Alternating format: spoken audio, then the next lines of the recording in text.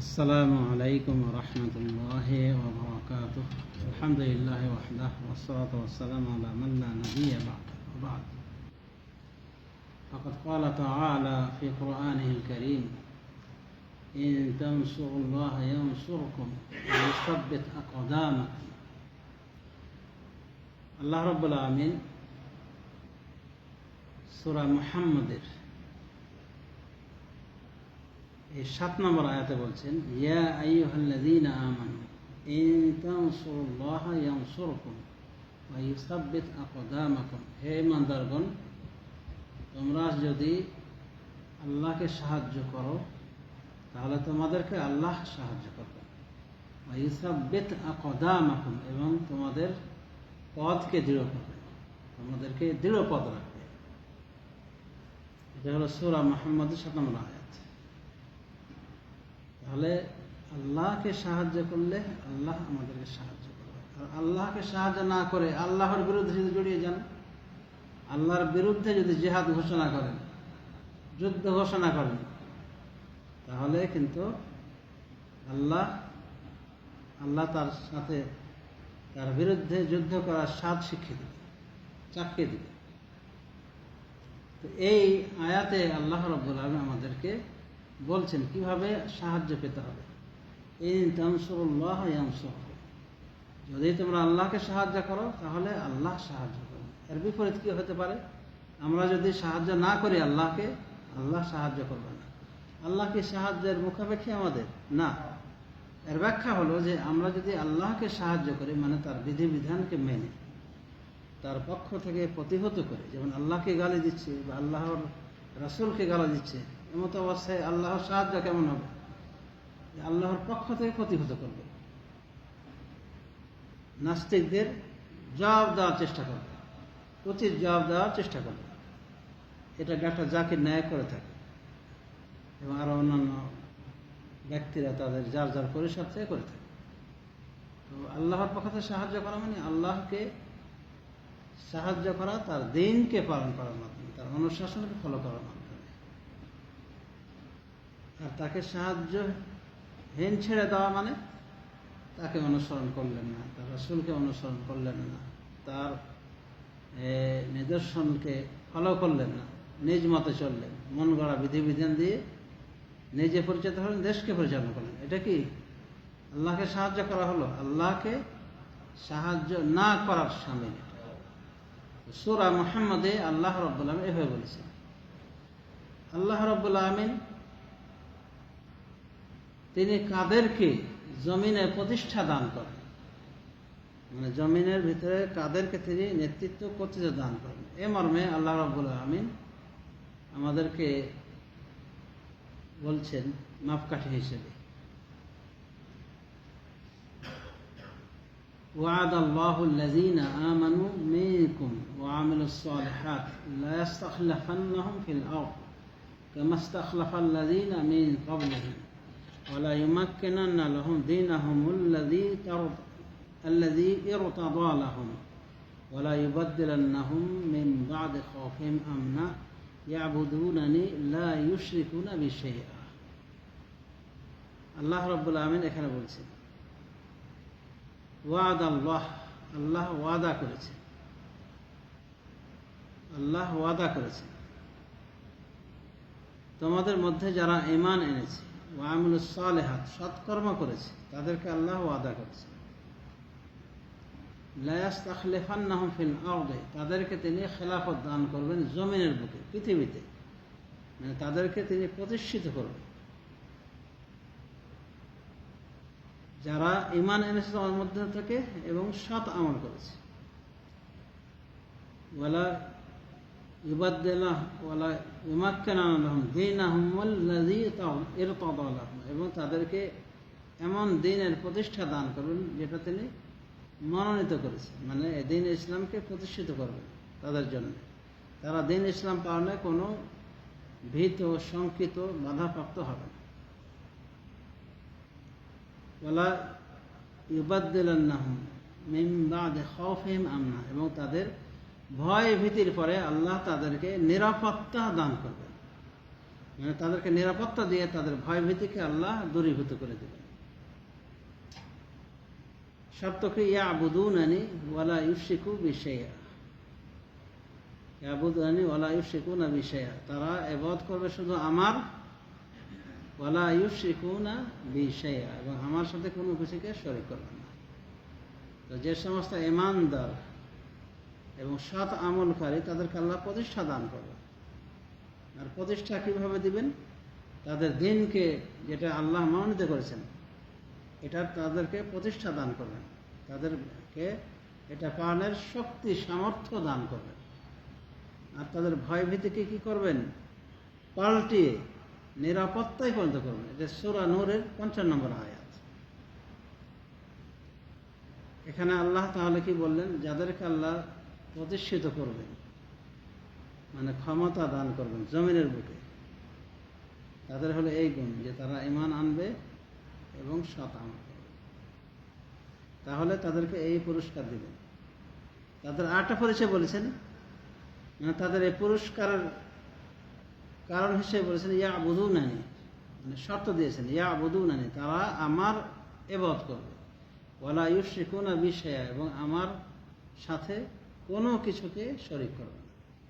তাহলে আল্লাহ ওই ঈমানদার এবং ওই সৎ আমলকারীদেরকে প্রতিষ্ঠিত করবেন এবং ভয় ভীতি থেকে তাদেরকে উদ্ধার করে তাদেরকে নিরাপত্তা দান করবেন, যাদের ভিতরে এই স্বভাবগুলো রয়েছে যে এক আল্লাহর ইবাদত করবে, ইবাদতের সাথে শরীক করবে না। মানে এটা শর্ত, দুটা শর্ত। ইবাদত হতে হবে আল্লাহর, মানে তারা আল্লাহর ইবাদত করবে আর কোনো কিছুকে শরীক করবে না, আল্লাহর সাথে শরীক কোনো কিছুকে, না কোনো নবীকে, না কোনো ফেরেশতাকে, না কোনো ওলি আউলিয়াকে, না কোনো জড় পদার্থকে, না চন্দ্র সূর্য, কোনো কিছু। এক কথা আল্লাহর সাথে কোনো কিছুকে শরীক করবে না। মানে মুওয়াহহিদ, খাঁটি মুওয়াহহিদ এবং খাঁটি আমলকারীদেরকে আল্লাহ রাব্বুল আলামিন জমিনে প্রতিষ্ঠা দান করবে। মানে এগুলো যদি থাকে তাদের ভিতরে, আর যদি না থাকে আল্লাহ তাদেরকে প্রতিষ্ঠিত করবেন না। হয়তো সাময়িকভাবে ক্ষমতায় আসবে, সাময়িকভাবে তারা ঈমান আমল করবে, সাময়িকভাবে নিরাপত্তায় থাকবে, কিন্তু পরিপূর্ণ নিরাপত্তা থাকবে না যদি এই কাজগুলি না করা হয়। ইয়াবুদুনানি ওয়ালা ইউশরিকুনা বিশাইআ, তারা আমার ইবাদত করবে, আমার সাথে কোনো কিছুকে শরীক করবে না। তাহলে এই আয়াত থেকে আমরা বুঝতে পারলাম যে জমিনে প্রতিষ্ঠা নিতে হলে, খেলাফত লাভ করতে হলে এই কাজগুলি করতে হবে। সৎ আমল করতে, ঈমান আনতে হবে খাঁটিভাবে, আর সৎ আমল করতে হবে, আর এই সত্যকে ফলো করে রাখতে হবে। ক্ষমতা চিরস্থায়ীভাবে পেতে চায় না, কি ইবাদত করবে আল্লাহর এককভাবে, তার সাথে কোনো কিছুকে শরীক করবে না। তাহলে আমরা বুঝতে পারলাম ক্ষমতা লাভ করার জমিনের বুকে। আর এক জায়গায় আল্লাহ রাব্বুল আলামিন বলছেন যে ইন তানসুরুল্লাহ ইয়ানসুরকুম আল্লাযীনা ইন মাক্কান্নাহুম ফিল আরদি আকামুস সালাতা। ভালো মুমিনদের পরিচয় বলছেন আল্লাযীনা ইন মাক্কান্নাহুম ফিল আরদি, যদি আমি তাদেরকে প্রতিষ্ঠা দান করি জমিনের বুকে, আকামুস সালাতা, তাহলে তারা সালাত কায়েম করবে, ওয়া আতাউজ যাকাতা, এবং যাকাত প্রদান করবে, ওয়া আমারু বিল মা'রুফ, ন্যায়ের আদেশ করবে এবং অন্যায় থেকে নিষেধ করবে। মানে আল্লাহকে সাহায্য করার ব্যাখ্যাটা আরো ভালোভাবে এখানে ফুটে উঠেছে যে তাদেরকে আল্লাহ ক্ষমতায়ন করলে, ক্ষমতা দিলে তারা কি এই কাজগুলি করবে, অবশ্যই করবে। সালাত কায়েম করবে, যাকাত প্রদান করবে, আর ন্যায়ের আদেশ করবে, অন্যায় থেকে নিষেধ করবে। এটা সূরা হজ্জের 41 নম্বর আয়াত। তাহলে জমিনে যদি ক্ষমতা দিয়ে দেয়, যে ক্ষমতাটাকে ধরে রাখার কি উপায়টা কি? সালাত প্রতিষ্ঠা করতে হবে আর যাকাত দিতে হবে। এটা আমরা বুঝতে পারলাম। ওয়ালিল্লাহি আকিবাতুল উমুর, এবং আল্লাহর নিকটে সব কিছুর ফলাফল, আল্লাহর নিকটে প্রকৃত ফলাফল, শেষ ফলাফল রয়েছে। মানে উনি চূড়ান্ত ফয়সালা করে থাকেন, ওনার হাতেই শেষ ফয়সালা, তার ফয়সালাটাই হলো আসল। সমাজ শুধু আমরা যে কয়েকটা আয়াতের কোটেশন টানো, এগুলো থেকে আমরা কি বুঝতে পারলাম? যে আল্লাহ কাদের ক্ষমতা দান করেন, তার এমন বান্দাকে ক্ষমা দান করেন যাদের ভিতরে এই গুণগুলি রয়েছে, যে আল্লাহকে সাহায্য করবে। আর আল্লাহকে সাহায্য করার তফসিল কি, যে ক্ষমতায় থাকলে আকামাস সালাতা যাকাত ওয়া আতাউজ যাকাতা, সালাত কায়েম করবে এবং যাকাত প্রদান করবে। ওয়া আমারু বিল মারুফ ওয়া নাহাউ আনিল মুনকার, এবং ন্যায়ের আদেশ করে অন্যায় থেকে নিষেধ করবে। কয়টা কাজ তাহলে? সালাত কায়েম করা, যাকাত প্রদান করা, ন্যায়ের আদেশ, অন্যায় নিষেধ। ন্যায়ের আদেশের ভিতরে সব কিছু চলে আসে। যে কোনো ভালো কাজ শরীয়তে যেটা করতে বলে সেই কাজটা তারা কি করবে? করবে, করার নির্দেশনা দেবে। আর যেগুলো অন্যায় সেগুলি অন্যায় থেকে নিজেরা বিরত থাকবে, অন্যদেরকে বিরত রাখবে। এটা প্রতিষ্ঠা লাভকারীদের চরিত্র। আল্লাহ বলেছেন যদি এটা না করা হয়, মানে আল্লাহকে সাহায্য যদি না করা হয়, আল্লাহ ক্ষমতা ছিনিয়ে নিতে পারেন। এই আয়াতের আলোকে আমরা বুঝতে পারছি আল্লাহ ক্ষমতা তাদেরকে দেন যাদের ঈমান আছে, আমল আছে সঠিক, তাদেরকে আল্লাহ ক্ষমতায়ন করে থাকেন, ক্ষমতা প্রদান করে থাকেন। কিন্তু আমরা তো দেখি অনেক সময় এর বিপরীত দেখি না, যে গুন্ডা, লোচ্চা, জালেম, এমনকি কাফের, নাস্তিক, তারা মুসলিম একুশে মুসলমানকে কি শাসন করছে। আমাদের দেশটাকে যদি আমরা ধরে নিই যে জালেমের আন্ডারে ছিলাম, যদিও কাফের বলছি না সরাসরি, তো মুসলমান তো সেরকমই মুসলমান ছিল, সবাই জানে, তাই না? এবং জুলুম, নির্যাতনের স্টিম রোলার চালানো হয়েছিল, বাক স্বাধীনতা সব কিছু হারিয়ে গিয়েছে। আজ সব গর্ত থেকে উঠে এসে যার যার মনের কথা বলা বলি করছে। কিন্তু এর আগে পারতো, ফেসবুকে স্ট্যাটাস দিলেও তো খবর ছিল। তো আল্লাহ রাব্বুল আলামিন উদ্ধার করেছে। তা এখন কি আমরা বলতে পারি যে ক্ষমতায় যে এতদিন ছিল, আল্লাহর কি ওলি ছিল তারা? আল্লাহ রেখেছিলেন ক্ষমতায়? না, এর ব্যাখ্যা হলো যে আল্লাহ রাব্বুল আলামিন মুসলমানরা যখন প্রকৃত মুসলমান না হয়ে তারা যখন দুনিয়া পূজারী হয়ে যায়, শিরকে লিপ্ত হয়, তখন আল্লাহ রাব্বুল আলামিন তাদের উপরে অন্যদেরকে অধিষ্ঠিত করেন, তাদেরকে ক্ষমতা দেন, এদেরকে শাস্তি করার কারণে, মানে আল্লাহর পথ থেকে বিচ্যুত হওয়ার কারণে। আমরা যদি অতীতের ইতিহাসের দিকে ফিরে যাই তাহলে দেখতে পাই এক সময়ের ঘটনা। ওই সময় হালাকু চেঙ্গিস খান ক্ষমতা দখল করে নিয়েছে, সারা মুসলিম ওয়ার্ল্ড বলা তো ওদের অধীনে, মানে মুশরিক, কাফের মুশরিক যারা চীন থেকে এসেছিল, মুসলিমদের উপরে আধিপত্য বিস্তার করে তারাই ক্ষমতা চালাচ্ছে। তো মুসলমানদের ভিতরে তাদের ক্ষমতা চলছে। আর আল্লাহ তো বলেছেন কাদেরকে ক্ষমতা দেবেন? যারা ইমানদার, সৎকর্মশীল। তা এখন এরাই কি ইমানদার হলো? Genghis Khan, Hulagu Khan. এক সময় এক শায়েখ ওয়াজ করছেন, তখন কিন্তু হালাকু চেঙ্গিস খানের অধীনে ক্ষমতা, মানে মুসলমানরা ক্ষমতাহীন, নানানভাবে নির্যাতিত। তখন ওই শেখকে থামিয়ে বলছে যে আচ্ছা, আমরা যেভাবে বলে হুজুর, শেখ, মৌলানা সাহেব, একটা কথা বলেন তো, আপনারা সম্মানিত না আমরা সম্মানিত? তখন উনি বলেছিলেন যে আমরাই তো সম্মানিত। বলছে কোথায় সম্মান আপনাদের? আপনারা যদি সম্মানিতই হতেন তাহলে আপনাদের ক্ষমতা থাকতো, আপনারা ক্ষমতা চালাতেন। এখন তো আপনাদের উপরে আমরা, আমাদের পাওয়ার চলছে আপনাদের উপরে, আমরা সম্মানিত হলাম না? তো উনি অকপটে বলেছেন না, এটা জরুরি নয়। এরপরে তাকে বললেন, ওই হালাকু চেঙ্গিস খানের লোককে বললেন, আচ্ছা আপনি কি দেখেছেন বকরি চালা রাখালের দিকে বকরির পালের সাথে একটা কুকুর থাকে, এই কুকুর কি করে? বলছে বকরিগুলোকে এদিক সেদিক, যেটা পাল থেকে ছুটে চলে যায় বা নিষিদ্ধ চারণভূমিতে লাগতে চায়, ওকে ফিরিয়ে আনে। তো বলছে আচ্ছা বলেন তো দেখি, মালিকের নিকটে এই কুকুরটা বেশি উত্তম, প্রিয়, না এই বকরি ছাগলগুলি? ক্ষমতা তো কুকুরের হাতে, মানে কুকুর ওদেরকে এদিক থেকে ওদিক ফিরিয়ে আনছে, দল থেকে ফিরিয়ে আনছে। তো বলেন তো কুকুরটা বেশি প্রিয় মালিকের নিকটে, না এই ছাগলগুলি বেশি প্রিয়? তো বলছে ছাগলগুলি বেশি প্রিয়। তাহলে এই যে কুকুরকে এইভাবে ক্ষমতা দেওয়া হয়েছে, মানে এই কুকুরের দায়িত্ব হলো এই ছাগলগুলোকে, পাল থেকে ছুটে চলা ছাগলগুলোকে ফিরিয়ে আনা। আর এই কুকুরকে এই কাজেই রাখা হয়েছে। ছাগলগুলি যখন চলতে শুরু করে ঠিক মতো ভালোভাবে কাতারবদ্ধ জামাত হয়ে, তখন এই কুকুরের দরকার নাও হতে পারে। তো মুসলমানরা আমরা আজকে বিচ্ছিন্ন হওয়ার কারণে আজ এই কুকুর নামের এই তোমরা স্থান পেয়েছো, মানে আমাদেরকে দখল করার, আমাদের উপর ক্ষমতা চালানো। আল্লাহ তোমাদের এটা দিয়েছে যাতে আমরা কি ফিরে আসি। ওই বিচ্ছিন্ন বকরি পাড়ার মতো আমরা যে হয়ে গেছে, আমরা যাতে যখন ফিরে আসবো আবার একসাথে যখন হয়ে যাব, তখন আর তোমাদের মতো কুকুরের দরকার হবে না। তো উচিত উত্তর দিয়েছেন ওই আলেম সাহেব। আসলেই অনেক সময় বিধর্মী নাস্তিক মার্কা লোক বড় বড় জালেমকে আল্লাহ ক্ষমতা দেন, দিয়ে পরীক্ষা করেন। এই জন্যে যারা ক্ষমতায় থাকে তাদেরকে ক্ষমতায় আল্লাহ রাখেন দুটা কারণে। আল্লাহ হয়তো তাদের পরীক্ষা নিচ্ছেন, মানে তারা ভালো হয়ে চলছেন কিনা, ভালো দেখে ক্ষমতা দিয়েছিলেন। আল্লাহ তাদেরকে পরীক্ষা নিচ্ছেন যে পরীক্ষাতে পাস হচ্ছে কিনা। পরীক্ষার বিষয়গুলি কি?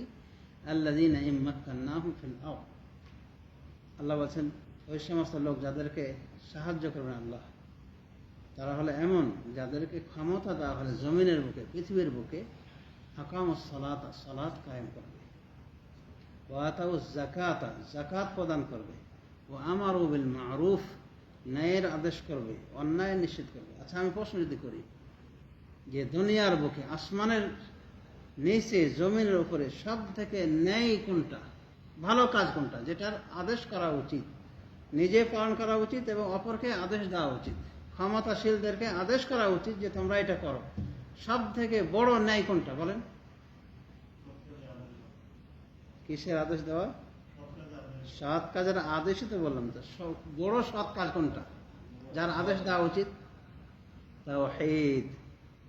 ভুলে গেলে হবে না, উত্তর সবাইকে দিতে হবে। সব থেকে বড় ন্যায় যার আদেশ করতে হবে সরকারকে, প্রতিষ্ঠিত সরকারকে, সেটা কি? যে তোমরা এক আল্লাহর ইবাদতবন্দি করো, এক আল্লাহর ইবাদতবন্দি করো এবং শিরক থেকে বিরত থাকো। তো সব থেকে বড় ন্যায় যেটার আদেশ করবে ক্ষমতাসীন ব্যক্তিরা, কর্ণধাররা, সেটা হলো তাওহীদের আদেশ করবে। তোমরা তাওহীদকে ফলো করো, এক আল্লাহর ইবাদত করো, আল্লাহর সাথে কোনো কিছুকে শরীক করো না। তাহলে সব থেকে বড় ন্যায় এই পৃথিবীর বুকে সেটা কি? তাওহীদ প্রতিষ্ঠা করা। আরো অন্য অন্যায় কাজ তো আছে, সালাত প্রতিষ্ঠা করা, যাকাত দেওয়া ইত্যাদি, যত কাজের নির্দেশনা দিয়েছে এই শরীয়ত, সবগুলি ন্যায়ের ভিতরে পড়ে। মানে ওগুলো ভালো বলে নির্দেশ দেওয়া হয়েছে, অত কল্যাণ রয়েছে। আর যতগুলি নিষেধ করা হয়েছে অন্যায়, সেগুলোতে কোনো কল্যাণ নেই, সেগুলোতে অকল্যাণ রয়েছে, এই জন্য নিষেধ করা হয়েছে। তো ক্ষমতাসীন ব্যক্তিদের করণীয় কি? সালাত কায়েম করবে, যাকাত প্রদান করবে, আর ন্যায়ের আদেশ করে, অন্যায় নিষেধ করবে। বললাম যে সব থেকে বড় ন্যায় হলো তাওহীদের আদেশ করা, তাওহীদ প্রতিষ্ঠা করা। এবার প্রশ্ন করি, সব থেকে বড় অন্যায় আসমানের নিচে, জমির নিচে কি? দুই একজন বলছেন, সবাই একমত তো? সব থেকে বড় অন্যায় হলো শিরক। এই অন্যায়টা আমাদের দেশে হয় না? হয় না? এই অন্যায় নিয়ে কয়জন কথা বলে? আল্লাহ বলছেন ইন্না শিরকা লাযুলমুন আযীম, নিশ্চয় শিরক মহা জুলুম। ইয়া বুনাইয়া, লোকমান হাকিমের তার সন্তানকে লক্ষ্য করে বলা কথাটা আল্লাহ কোট করেছেন তার কোরআনে। ইয়া বুনাইয়া লা তুশরিক বিল্লাহ, হে আমার স্নেহের সন্তান, তুমি আল্লাহর সাথে শিরক করো না। ইন্না শিরকা লাযুলমুন আযীম, নিশ্চয় শিরক মহা জুলুম। মানে শুধু জুলুম না, মহা জুলুম। এই জুলুমের কোনো ক্ষমা নাই। এই জুলুম রেখে যদি মারা যায়, এই জুলুমের অবস্থায় নির্ঘাত সে জাহান্নামে হবে, এবং তার জন্য জান্নাতকে হারাম করে দিয়েছে। আল্লাহ সূরা মায়েদের ভিতরে উল্লেখ করছেন, ইন্নাহু মাইয়ুশরিক বিল্লাহ, নিশ্চয় যে শিরিক করে, ফাকাদ হারামাল্লাহু আলাইহিল জান্নাহ, তার জন্য আল্লাহ জান্নাতকে হারাম করে দিবেন। ওয়া মাওয়াহুন নার, এবং তার ঠিকানা হলো জাহান্নাম। ওয়া মা লিয-যালিমিনা মিন আনসার, আর এই সমস্ত জালেমদের জন্য কোনো সাহায্যকারী থাকবে না। তাহলে আল্লাহ এখানে বলছেন ইন্নাহু মাইয়ুশরিক বিল্লাহ, নিশ্চয় যে শিরক করে আল্লাহর সাথে, ফাকাদ হারামাল্লাহু আলাইহি জান্নাত, তাদের উপর জান্নাতকে হারাম করে দিবেন। এটা এক নম্বর রেজাল্ট। 2 নম্বর রেজাল্ট, ওয়া মাওয়াহুন নার, তার ঠিকানা হলো জাহান্নাম, মানে এখানে সে স্থায়ী হয়ে থাকবে। ওয়া মা লিয-যালিমিনা মিন আনসার। তাহলে শিরক করলে এই দশা। সব থেকে বড় অন্যায় যেটা থেকে নিষেধ করা দরকার সরকারকে, প্রতিষ্ঠিত সরকারকে, সেটা কি? শিরক থেকে নিষেধ করবে, শিরকের আড্ডাগুলিকে গড়িয়ে দেবে, যেভাবে সৌদি আরবের সরকার করেছিল। এই ভণ্ড ফিরের মাজার আর ভণ্ডামি কত রকম খেলা চলছিল। ওই সময় দেখছেন যে বেঁচে থাকতেন, তো ওই সময় দেখতেন যে এরা সব দিক দিয়ে মিসকিন ছিল। যখন তাওহীদের মিসকিন ছিল, তখন অর্থগত দিক থেকে মিসকিন ছিল। আর ওলি আল্লাহর শেষ নাই, মানে এই জেগে ওঠা ওলি আল্লাহ। তো প্রকাশ্যে শিরিক হতো। একটা খেজুর গাছ ছিল, মদবা খেজুর গাছ, এখানে এসে নরনারীরা, জাহেল নরনারীরা, এই সৌদি আরবের, ইয়া ফাহলাল ফুহুল আবগাল বাল কাবলাল হাম, হে ষাঁড়ের ষাঁড়, তোমার কাছে স্বামী চাচ্ছি। মহিলা এসে বলতো, আবগাল বাল কাবলাল হাম, বছর পূর্তির আগেই তোমার কাছে স্বামী যাচ্ছে। খেজুর গাছ কি শাড়ি দিবে? তাকে বাচ্চা দিবে? এরকম শিরিক চলছিল। এই শিরিককে উৎখাত করা হয়েছে এই সৌদি সরকারের মাধ্যমে।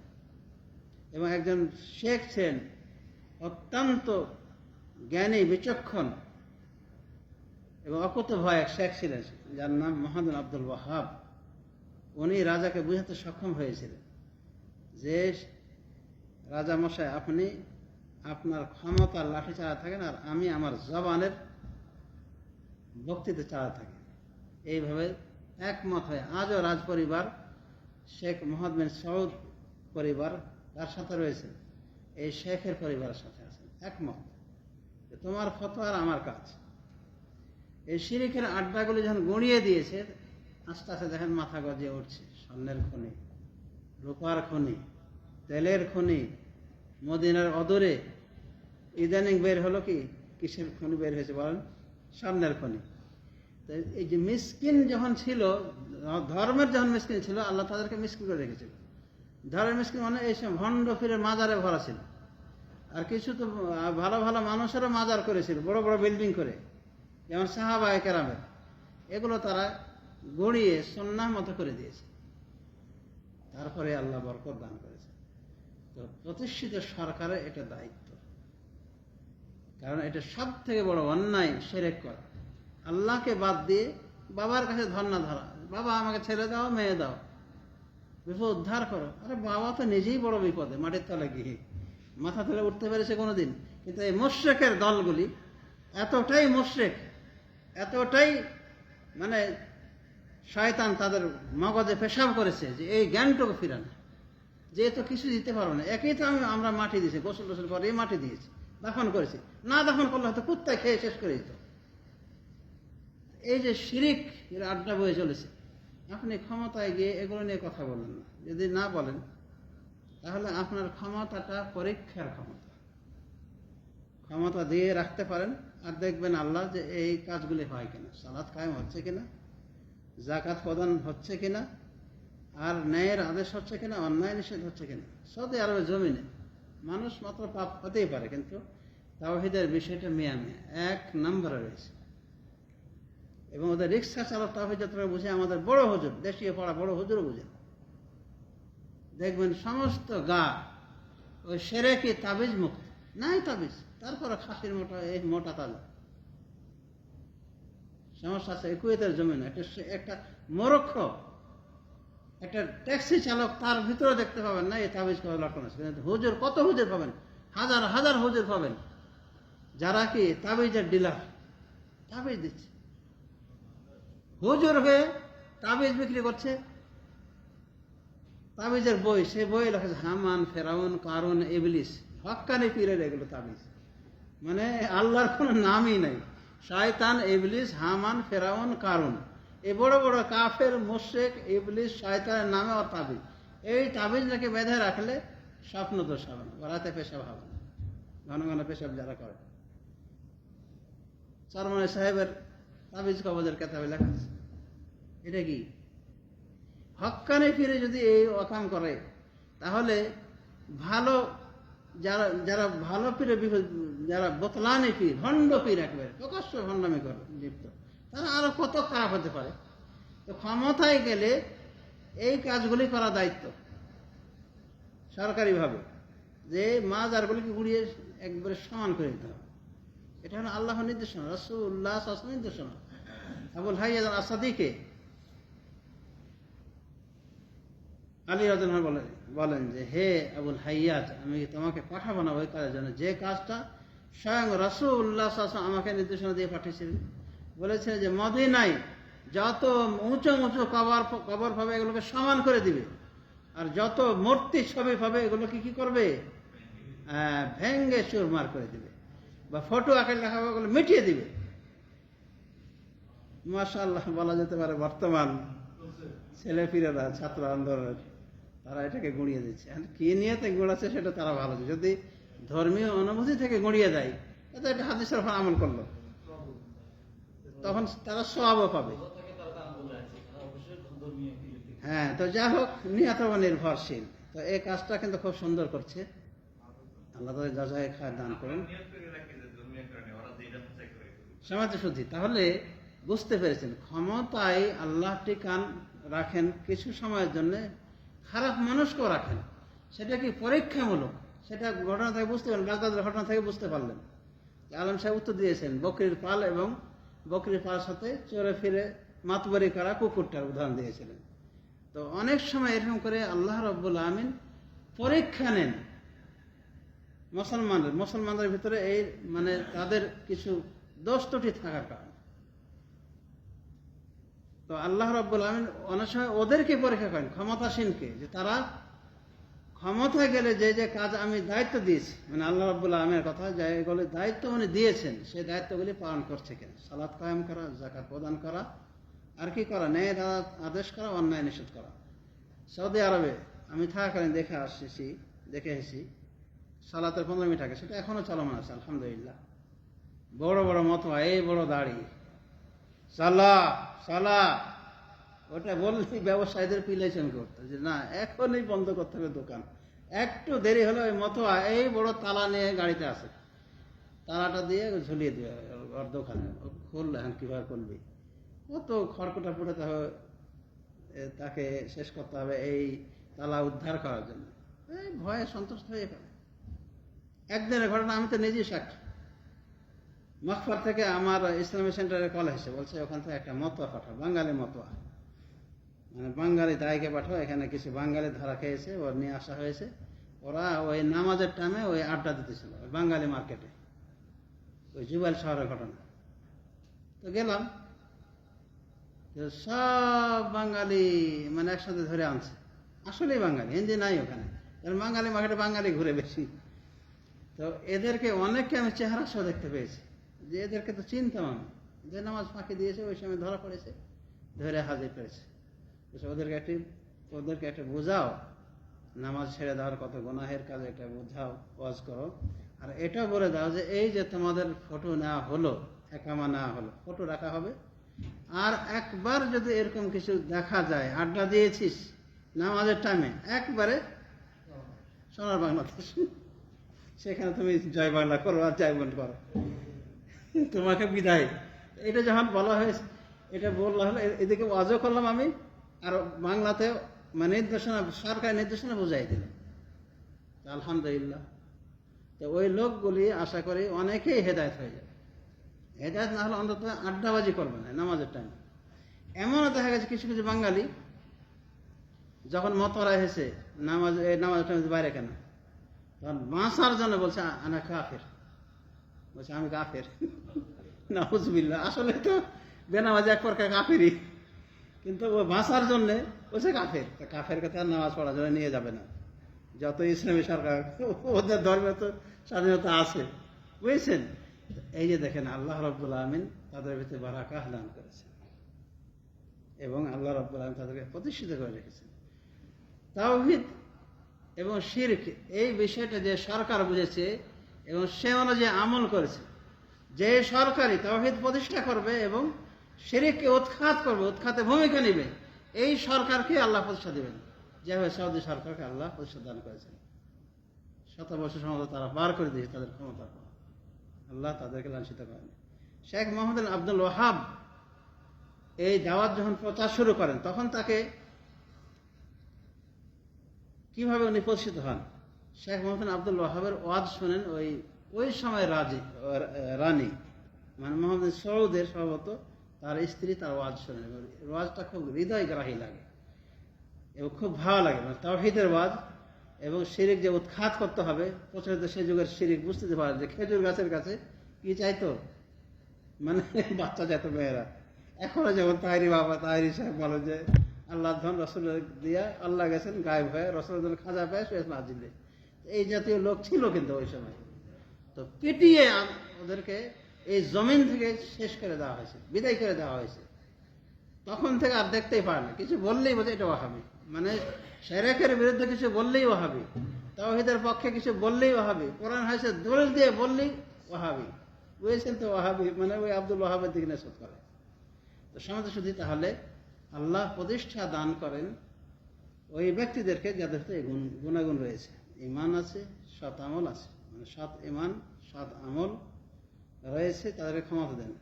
আর ক্ষমতায় ততক্ষণ টিকিয়ে রাখেন যতক্ষণ পর্যন্ত তারা এই কাজগুলি করবেন, সালাত কায়েম করবেন, যাকাত প্রদান করবেন, আর ন্যায়ের আদেশ করবেন, অন্যায় নিষেধ করবেন। আগে বলেছি যে যত কিছু নির্দেশনা আছে শরীয়তে সেগুলি ন্যায়, সেগুলি নিজেরা করবেন, অন্যদেরকে করতে বলবেন। আর সব থেকে বড় অন্যায় হলো শিরিক। এই অন্যায় থেকে নিষেধ করবেন এবং সক্রিয় ভূমিকা রাখবেন এই শিরিকের আড্ডাকে মূলোৎপাটন করার ক্ষেত্রে। তাহলে কিন্তু আল্লাহ ক্ষমতা টিকিয়ে রাখবেন, নতুবা পরীক্ষামূলক হয়, ক্ষমতা তাদেরকে পরীক্ষামূলক দেওয়া। তার মানে আমরা বলতে পারি কিছু লোককে আল্লাহ ক্ষমতায় টিকিয়ে রাখেন এবং পরীক্ষা নেন ক্ষমতায় থাকার যোগ্য কি যোগ্য নয়। পরীক্ষায় পাশ করবে তখন যখন এই কাজগুলো করবে, সালাত কায়েম করবে, যাকাত প্রদান করবে এবং ন্যায়ের আদেশ করবে, অন্যায় থেকে নিষেধ করবে। আল্লাহ তাদেরকে ক্ষমতায় টিকে রাখবে। তো আল্লাহ অনেক সময় এইভাবে পরীক্ষা নেন। আবার আল্লাহ পরীক্ষা নেন এই ক্ষমতাধর নেতৃত্বশীল ব্যক্তিদের মাধ্যমে। আল্লাহ তাদেরকে দিয়ে পরীক্ষা করেন, মানুষকে বিপদে ফেলেন, যাতে করে তারা আল্লাহর পথে ফিরে আসে। তার মানে বলা যেতে পারে আমাদের বিগত সরকার আমাদের চেপে যে বসে জগদ্দল পাথরের মতো, এবং সবাই বলছে জুলুম করেছে, জালেম এই সেই বলছে তো, এবং বাস্তবতাও অনেকটা আমরা টের পাচ্ছি। তো আল্লাহ এটা কাদের ওপর পরীক্ষা স্বরূপ চাপিয়েছিলেন? জনগণের পরীক্ষা স্বরূপ, জনগণ ভালো পথে ফিরে আসছে কিনা। সুতরাং জনগণের পরীক্ষা হিসেবে, তাদের পাপের প্রায়শ্চিত্ত হিসেবে খারাপ সরকার আল্লাহ দান করেন। এই জন্য আল্লাহ বলছেন ওয়াকাযালিকা নুওয়াল্লি বা'দাল যালিমিনা বা'দাম বিমা কানু ইয়াকসিবুন। এভাবে আমি কিছু জালেমের উপরে আরো কিছু জালেমকে শাসন দিয়ে থাকি, মানে কর্তৃত্ব নেতৃত্ব দিয়ে থাকি, বিমা কানু ইয়াকসিবুন, তাদের কৃত কর্মের কারণে। মানে অনেক সময় আল্লাহ এক জালেম দিয়ে আর এক জালেমকে পরীক্ষা দেন, মানে উভয়টাই অনেক সময় জালেম হতে পারে, ও জালেম এও জালেম। কিন্তু ওই জালেম যত বড় জুলুম করেছিল তার প্রায়শ্চিত্ত হওয়া দরকার, তো তখন আল্লাহ আর এক জালেমকে প্রতিষ্ঠা দিবেন যাতে করে ওদের কি প্রায়শ্চিত্ত ঠিক মতো হয়ে যায়। তো এটা কেন? বিমা কানু ইয়াকসিবুন, কৃত কর্মের কারণে। ওই প্রতিষ্ঠিত জালেমরা যে কাজগুলি করেছিল তাদের প্রায়শ্চিত্ত মিসকিন তো দিতে পারবে না, নিরীহগুলি দিতে হবে, লোকগুলি দিতে পারবে না, কিছু ওই টাইপের হতে হবে যারা কি মানে ওদেরকে শাস্তি দিতে পারে। তো সমাজ শুধু এইভাবে এই দুনিয়ার নিয়ম নীতি চলে আসছে যে আল্লাহ একজনকে দিয়ে আরেকজনকে প্রতিহত করে, আর আল্লাহ কখন প্রতিষ্ঠা দান করেন এবং প্রতিষ্ঠিত করে মুসলমানদের পরীক্ষা করেন কখন, এবং তাদের দিয়ে কখন পরীক্ষা করা হয়, মানে মুসলমানদের পরীক্ষা করা হয় ক্ষমতা দিয়ে। আশা করি এই বিষয়গুলি বুঝতে পেরেছি। সুতরাং আল্লাহর পথে ফিরে যাওয়ার কোনো বিকল্প নেই। এবং সব থেকে বড় ন্যায় তাওহীদের আদেশ, এই আদেশ যে প্রতিষ্ঠা সরকারই করবে না, এটা গুরুত্ব দেবে না কোনোভাবে। সব থেকে বড় অন্যায় শিরিক থেকে নিজে বিরত থাকা এবং অন্যদেরকে বিরত রাখার ওয়াজ করা, নির্দেশনা দেওয়া এবং কঠিন ভূমিকা পালন করা প্রতিষ্ঠিত সরকার হলে। যদি এগুলো করে আল্লাহ প্রতিষ্ঠা দান করবেন ইনশাআল্লাহ, জনসাপোর্টও পাওয়া যাবে। আর যদি না করে তাহলে এমনও হতে পারে যে আল্লাহ পরীক্ষা করেছেন পরীক্ষায় পাশ করেনি, ফেল করেছে।